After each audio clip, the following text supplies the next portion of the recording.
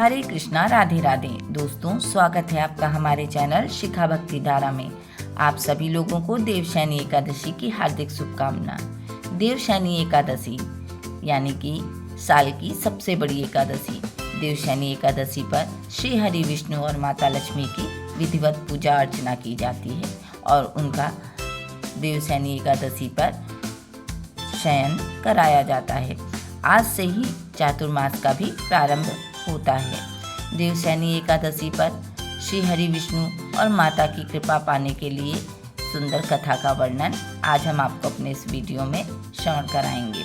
तो चलिए प्रारंभ करते हैं। ब्रह्म वैवर्त पुराण में देवशयनी एकादशी के विशेष महत्व का वर्णन किया गया है। इस व्रत से प्राणी की समस्त मनोकामनाएं पूर्ण होती हैं। ये एकादशी आषाढ़ माह के कृष्ण पक्ष की एकादशी, जिसे योगिनी एकादशी कहते हैं, के बाद आती है। आषाढ़ माह के शुक्ल पक्ष की एकादशी को ही देवशयनी एकादशी कहा जाता है। इसी एकादशी से ही चातुर्मास का आरंभ होता है। इस अवधि में कोई भी कार्य जैसे विवाह आदि नहीं करना जाता है। मान्यता है कि इस दिन से भगवान श्री हरि विष्णु क्षीर सागर में शयन करते हैं और फिर 4 माह के बाद उन्हें उठाया जाता है। उस दिन को देवोत्थानी एकादशी के नाम से जाना जाता है। इस बीच के अंतराल को ही चातुर्मास कहा गया है। देवशयनी एकादशी को देवशयनी, महादेव एकादशी, धूली एकादशी, हरिशयनी, पद्मनाभा शयनी तथा देवशयनी, पद्मनाभा, प्रमोदनी एकादशी के नाम से भी जाना जाता है। देवशयनी एकादशी में युधिष्ठिर धर्मराज ने कहा, हे केशव, आषाढ़ शुक्ल एकादशी का क्या नाम है? इस व्रत के करने की क्या विधि है और किस देवता का पूजन किया जाता है?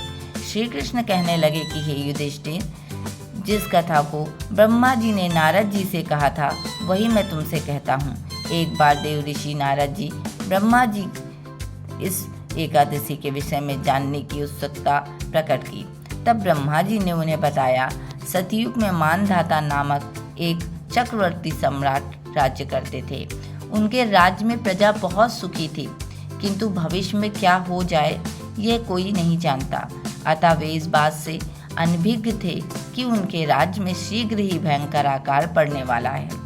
उनके राज्य में पूरे 3 वर्ष तक वर्षा न होने के कारण भयंकर अकाल पड़ा। इस अकाल से चारों ओर त्राहि त्राहि मच गई। धर्म पक्ष के यज्ञ, हवन, पिंडदान, कथा, व्रत आदि में कमी हो गई। जब मुसीबत पड़ी तो धार्मिक कार्यों में प्राणी की रुचि कहाँ रह जाती है। प्रजा ने राजा के पास जाकर अपनी वेदना की दुहाई दी। राजा तो इस स्थिति को लेकर पहले ही दुखी थे। वे सोचने लगे कि आखिर मैंने ऐसा कौन सा पाप कर्म किया है जिसका दंड मुझे इस रूप में मिल रहा है। फिर इस कष्ट से मुक्ति पाने का कोई साधन करने के उद्देश्य से राजा सेना को लेकर जंगल की ओर चल दिए। वहां विचरण करते करते एक दिन वे ब्रह्मा जी के पुत्र अंगिरा ऋषि के आश्रम में पहुंचे और उन्हें साष्टांग प्रणाम किया। ऋषिवर ने आश्चर्योपरांत कुशल क्षेम पूछा। फिर जंगल में विचरने व अपने आश्रम में आने का प्रयोजन जाना।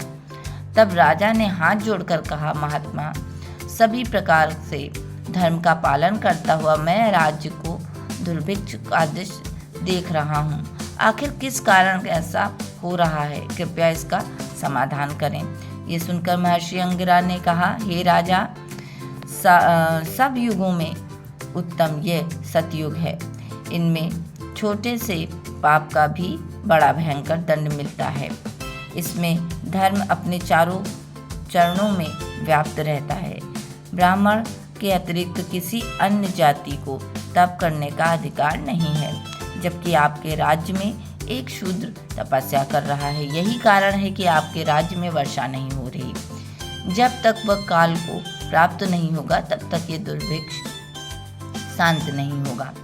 दुर्भिक्ष की शांति उसे मारने से ही संभव है।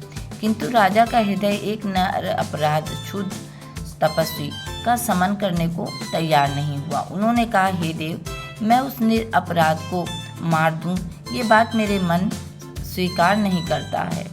कृपया करके कोई और मार्ग या उपाय बताइए। महर्षि अंगिरा ने बताया, आषाढ़ माह के शुक्ल पक्ष की एकादशी का व्रत करें। इस व्रत के प्रभाव से अवश्य ही वर्षा होगी। राजा अपने राज्य की राजधानी लौट आए और चारों वर्णों सहित पदा एकादशी का विधिवत पूर्वक व्रत किया।